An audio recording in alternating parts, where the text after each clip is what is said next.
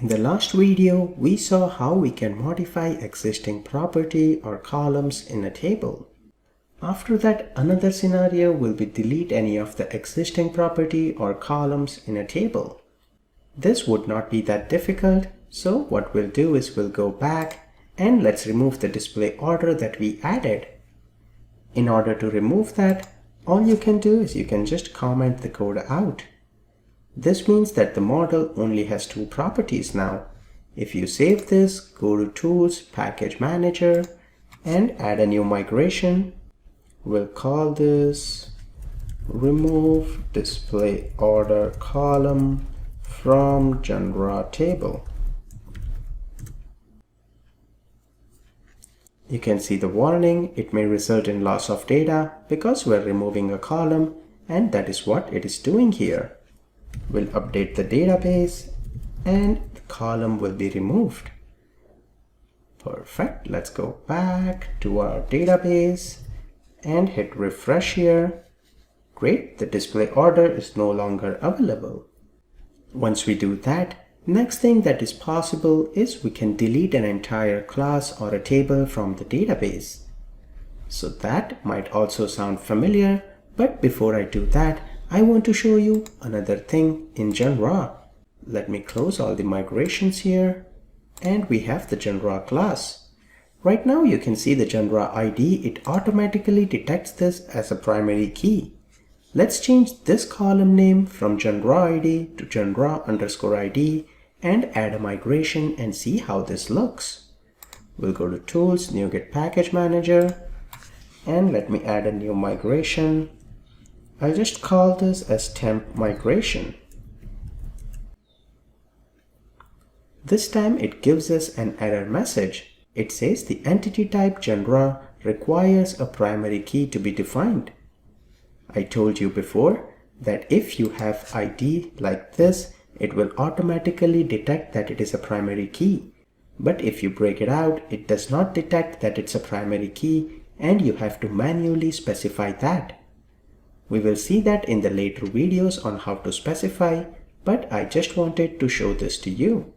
That being said, you should remember that this migration was never added because it gave an error. So we can just roll it back and everything is still consistent. Now what we want to do is we want to remove this genre table and we do not want to use it at all. Rather than removing the class here, first what you have to do is you'll go to Application DB Context and you have to comment this out. Once you comment that line out, it means that DB set of genre does not exist. So the DB context will remove that from the database. So let's add a new migration here and we'll say add migration, remove genre table from DB. In here, you can see it's dropping the table genres. Let's update the database. And great, with this you will see the table has been removed from the database.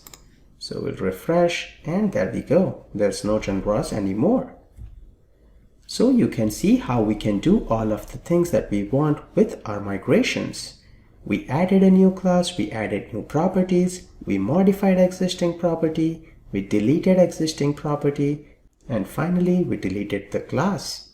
One thing I would like to point out is whenever you are dealing with migrations, if you do not know, do not directly go here and delete any of the migrations. You will put your database in an unstable state.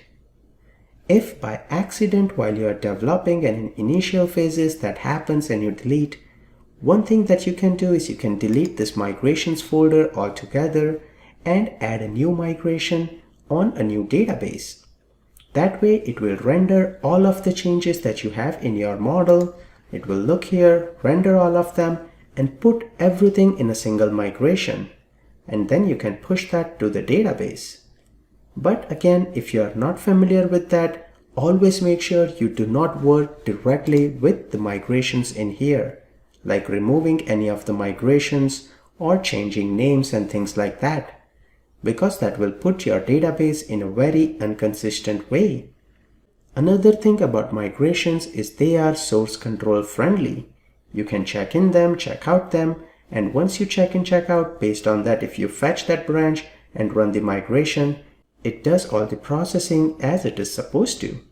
So with that, we complete all of the migration scenarios. There are a few more left, but let's continue in the next video.